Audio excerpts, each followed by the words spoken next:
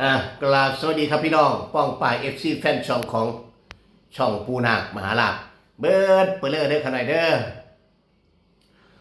เมื่อนี้เฮาก็มาพอๆกันสีสายๆจังหน่อยพี่น้องของ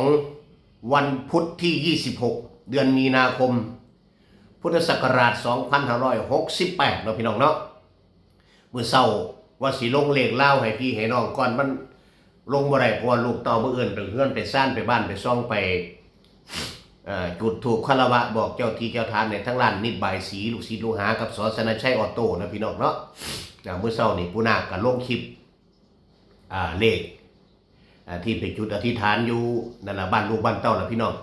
งก็สิได้เบิ่งผ่านไปแล้วล่ะเนาะพี่น้องเนาะตอนนี้ก็เลยสิมาลงเลขเล่าให้พี่ให้น้องให้ป้าให้ลุงเฮา FC แฟนช่องเฮาได้ไปพิจารณากันนะพี่น้องเด้อดูไปเพื่อเป็นวิทยาทานเป็นแนวทาง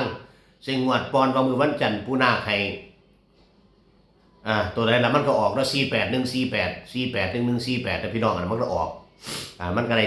4884แล้วพี่น้องเด้ออันนั้นก็ถือกันอยู่เนาะพี่น้องเนาะเมื่อนี้ปูนาคก็สิมาให้เป็นแนวทางคือกันพี่น้องปูนาคบ่โดนเด้ครบเวลาปูนาคให้รวดเนาะพี่น้องเนาะครบเวลาปูนาคให้เลยครับพี่น้องแต่ว่าก่อนอื่นก็เข้ามาแล้วก็อย่าลืม1กำลังแรงแชร์แรงใจเด้อพี่น้องเด้อโดยการกด Subscribe กดไลค์กดแชร์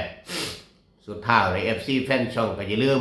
กดกระดิ่งการแจ้งเตือนเอาไว้เพื่อที่พี่น้องสิบ่ได้พลาดข่าวสารดีๆตัวเลขเด็ดจากทางช่องปูนาคมหาลาภพี่น้องครับปูนาคตั้งต้นผ้าป่าสามัคคีวันที่12เมษายนเด้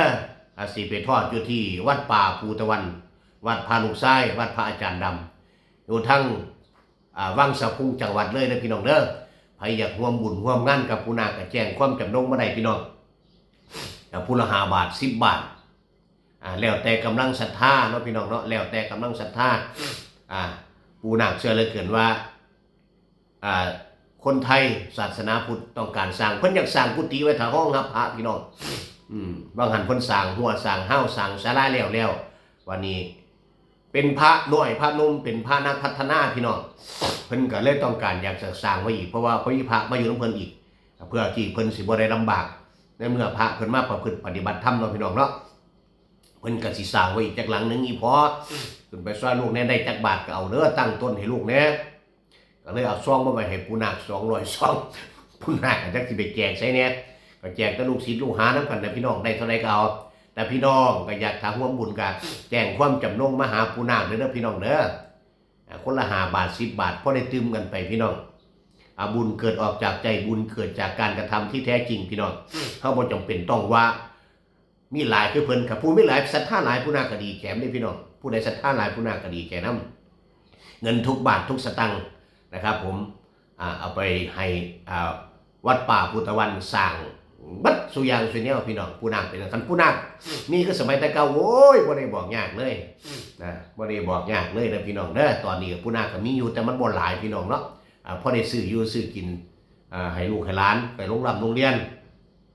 ไปเหตุการณ์ที่งานพอได้ซื้อยาป่วยเจ้าของหาเทื่อเงินสิซื้อยากินก็บ่มีในปูนาคเป็นจังซั่นพี่น้องปูนาคพูดความจริงพี่น้องคือเจมิงว่าล่ะความจริง